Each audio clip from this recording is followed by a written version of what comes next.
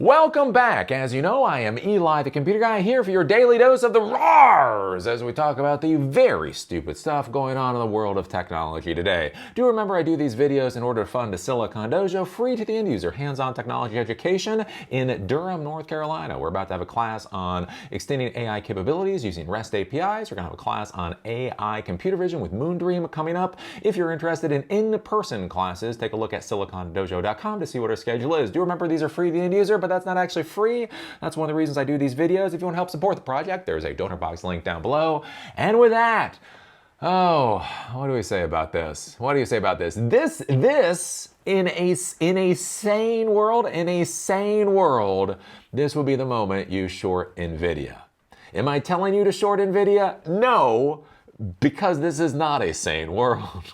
And so NVIDIA is probably only going to go up from here because that's apparently how investing works in 2025.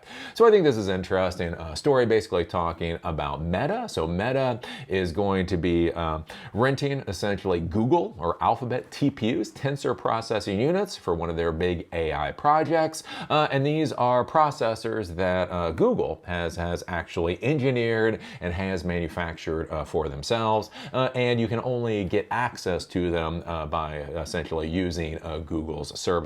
Right? So NVIDIA has gone through the stratosphere, basically being the company that provides all of these AI chips for all these different AI projects out there. And one of the things that I've been warning people for a little while now is that in order to do most of the things that most people need done, they don't actually need $40,000 NVIDIA GPUs in order to do what they actually need done, right? This is where we've seen with China. China is pushing ahead with GPUs. And the thing is, even though their GPUs may not, we'll just say may not be as good as NVIDIA's are, they're still basically getting a lot of the job done, right? I talked about the one company, there's a company called Grok. So not Twitter or Elon Musk's Grok. There's a different company called Grok. Anyways, one of the things they do is create ASICs processors. So basically, these are highly specific processors that are only for AI inference. So they cannot be used for training. They can only be used for inference. The big thing with Grok is they say essentially they can build a data center in something like 5 or 6 weeks. So if you need an AI inference data center, you can have it at a relatively affordable price in 6 weeks. And so one of the things I've been arguing about for a while now is that there's more and more of these chips that are available that can actually do most of the work that people need to get done, right? Here's the thing, right? A Toyota or a Ford or a Honda, right, they are never going to beat a McLaren, right? You go out there and you buy a $2 million McLaren, and that McLaren is going to beat a Honda, a Ford, and a Toyota every fucking day of the week, right? The people that make McLarens can come out and they can say, our car is faster than every other car on the road, and that's why we should get $2 million for a car, which is true. Let me be clear. That is an absolutely factually true statement. But the reality is most people just kind of need to get to work. They just need to get to work. They need to go to the grocery store. And most of the time, they're driving in places that have speed limits of 25 miles an hour. So even if they had a McLaren, they couldn't do much with it anyway. There is nothing more sadly funny than being in South Beach with all these people that used to rent. So South Beach now has new sound ordinances, so they can't do what they used to do. But you go back about 10 years ago, you get all these jackasses that would rent these really fast sports cars. But the thing is, they would be in Miami Beach. And so Miami Beach is basically a pretty compact city. Really, it's a city with the ocean, right, with the beach. So anyways, what would happen is you get these people in these really fancy cars, and the light would turn green, and they just roar that thing up. They go like 1,000 miles an hour for like a block. And that's basically what they would keep doing. And then you see the guy with the little crappy ass Honda going down the street essentially at the exact same speed. Hey, look, that 20-year-old Honda is getting the person from point A to point B just as fast as the McLaren is, because when you've got a 25-mile-an-hour speed limit and you've got stoplights every block that are not, synced at all, that's what you get. That's one of the things I do wonder with NVIDIA at this point in time. Not, to be clear, not knocking their GPUs, not knocking their hardware, not knocking any of that other stuff, but there is that question of functionally, at what point is it true to state that NVIDIA is far ahead of all of the other competitors, and at the exact same time, that doesn't really matter anymore? And so this is where I would argue, that this would be the time to short NVIDIA if this was a sane world. Let me be clear here, it is not a sane world. So do not take my investment advice. So this is coming from CNBC. NVIDIA says its GPUs are, quote, a generation ahead of Google's AI chips, coming from CNBC. And what I want you to think about is the actual meaning of the words.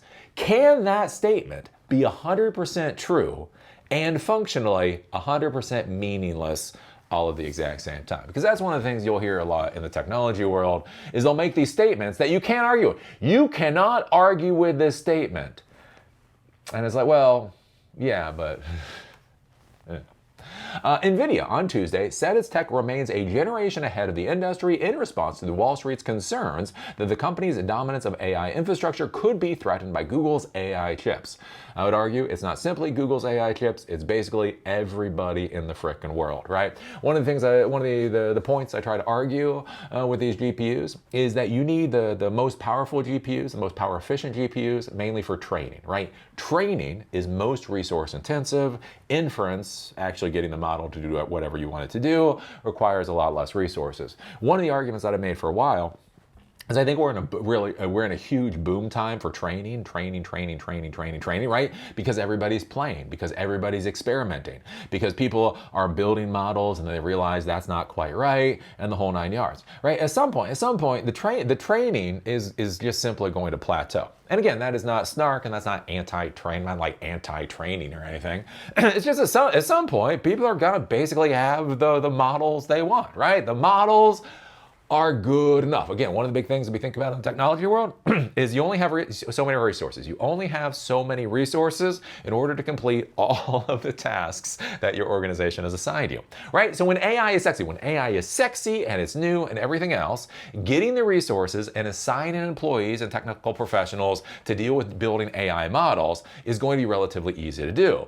But as time goes by, as a year goes by, as 2 years goes by, as 3 years goes by, are the executives going to be as willing to continuously dump money into training AI models? At what point do they look at the CIO, the CTO, the director of IT and say, look, you spent 2 years building models. We should have something good enough, right? At this point, we should have something good enough.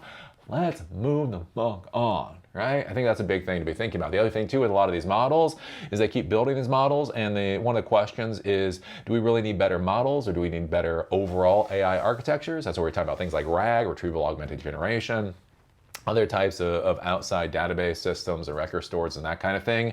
Do you actually need a better AI model, or do you need a better AI system?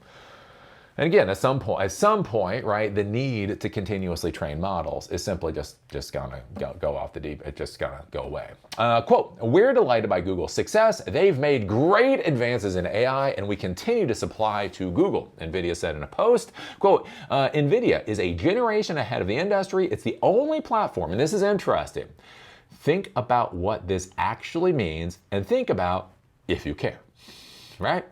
It's the only platform that runs every AI model and does it everywhere computing is done.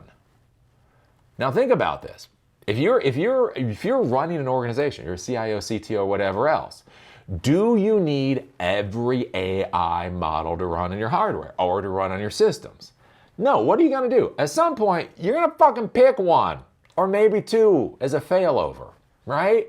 That's the reality. You don't, as I've talked about before, right? Migration is the most painful, most horrible, most god-awful fucking thing you're gonna do as a technology professional. And one of the big problems with these LLMs is, man, the responses they give you is like, what the fuck? Right? At least when you're dealing with like VPNs or networking or whatever, you get your normal errors. When you deal with things like LLMs and some of this other AI stuff, it'll give you a response. Oh, the question is, what do you do with that response, right? Because when you get the response back from the LLM, right, if you're actually a technology professional, you got to figure out how to parse that. You have to figure out how to parse that. You have to figure out how to use that response. You have to run that against if-else statements and all that kind of thing, right? And here's the thing. Different LLMs are going to provide you responses that look slightly differently. And now to a human, slightly differently doesn't really matter. To a computer, it matters a lot. It matters a lot. So here's the thing. At some point, like right now, right, is the gold rush. Everybody's using every AI model they can get their hands on. At some point, they're going to stop. They're going to stop. It's going to be good enough. It's going to be Exchange Server. It's going to be Outlook. It's going to be Microsoft Active Directory. It's going to be Gmail, right? Gmail wasn't fucking perfect 15 years ago, but it was good enough, right? Microsoft's Active Directory was a fucking disaster 25 years ago, but it was good enough. So many of these things, at a certain point in time, right, you figure out what is good enough, and then you move on to your next project. And so when NVIDIA comes out and makes a strong American Lutnick comment saying, quote, it's the only platform that runs every AI model and does it everywhere computing is done, that sounds like a bold, strong statement, the way that Lutnick would expect an American company to respond. But the question you got to ask yourself, does that really mean as much as they want you to think it does? The post came after NVIDIA saw its shares fall 3% on Tuesday after a report that Meta, one of its key customers, could strike a deal with Google to use its tensor processing units for its data centers. In its post, NVIDIA said its chips are more flexible and powerful compared with so-called ASICs chips, such as Google's TPUs, which are designed for a single company or function. Where again, yes, also is irrelevant. Well, NVIDIA offers greater performance, versatility, and fungibility than ASICs, NVIDIA said in its post. NVIDIA has more than 90% of the market for artificial intelligence chips with its graphics processors, analysts say, but Google's in-house chips have gotten increased attention in recent weeks as a viable alternative to the Blackwell chips, which are expensive but powerful. The other thing to be thinking about with NVIDIA, why this would be a great time to short the fuck out of them, is think about this. They have 90% market share. They have 90% market share in a market where there's a hell of a lot of money, right? That is something where a lot of competitors are going to want to come in, and they are going to want their chunk of that 90%. If NVIDIA's got 90%, right? Google can try to get their 10%. Microsoft can try to get their 10%. Grok can try to get their 5%, right? If the market is that big and there is so much value in that market, and one company, quote unquote, owns 90% of it, that is basically a target on their back for everybody else in the world to go after them. Let's see, unlike NVIDIA, Google doesn't sell its TPU chips to other companies, but it uses them for internal tasks and allows companies to rent them through the Google Cloud. Earlier this month, Google released Gemini 3, a well-reviewed state-of-the-art AI model that was trained on the company's TPUs, not NVIDIA GPUs. So that's the other thing to be thinking about. So with Gemini 3, again, I'm not running out using all these different models every other day, so I have not used Gemini 3, but I've actually heard Gemini 3 is pretty good, right? I've heard a lot of people say, Gemini 3, it's the bee's knees. And so think about this. Gemini 3 was not trained on NVIDIA, it was trained on TPUs. Quote, we are experiencing accelerating demand for both our custom TPUs and NVIDIA GPUs, a Google spokesperson said in a statement. Quote, we are committed to supporting both as we have for years. And Google's fine with that because basically you can either use their TPUs where they earn profit off of it, or they buy NVIDIA GPUs and they rent those out to you and they earn profit off of it. So it's really, there's no real downside to this as far as Google is concerned. I would kind of think about it like the Amazon world, right? You know, Amazon, right? They're the biggest bastards out there in the tech world, right? So they sell somebody's product. They sell somebody's products like La Croix. That flavored, sparkly, seltzer water or whatever. Anyways, so they're selling La Croix, and they when they sell it, they make a profit. But they look at how much money they make off of selling La Croix, and they realize, wait a minute, if we created our own generic version, we could sell it cheaper than La Croix, so therefore we might get more market share, and we actually make more profit when we sell it, because it's our own product and we don't have to hand money over to a different vendor.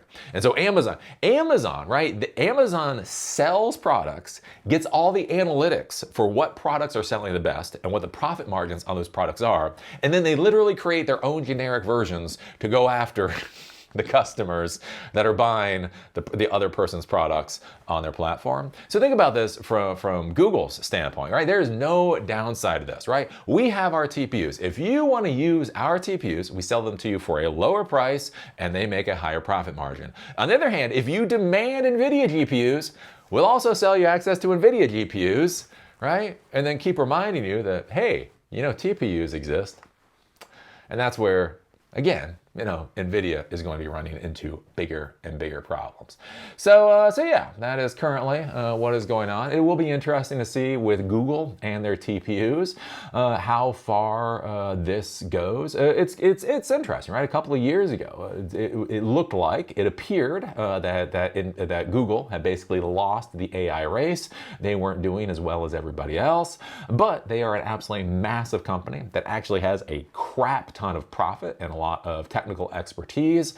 They have been putting a lot of money and that technical expertise at the whole AI arms race, and it looks like they may be pulling ahead. So we'll be curious to see, in 2030, who the actual winners are, and that's the danger for a company like NVIDIA, right? A company like NVIDIA already has 90% market share in a market where people theoretically know what the actual value is, so they are a very vulnerable target. So it'll be curious to see as more and more companies try to eat in to NVIDIA's market share, where that goes. And the curious thing coming from NVIDIA, right? They can be right. They can be right and irrelevant at the exact same time. They have the most powerful GPUs. They will run with the most systems, the most models, the whole 9 yards. But is that what you're actually caring about if you're running your own organization?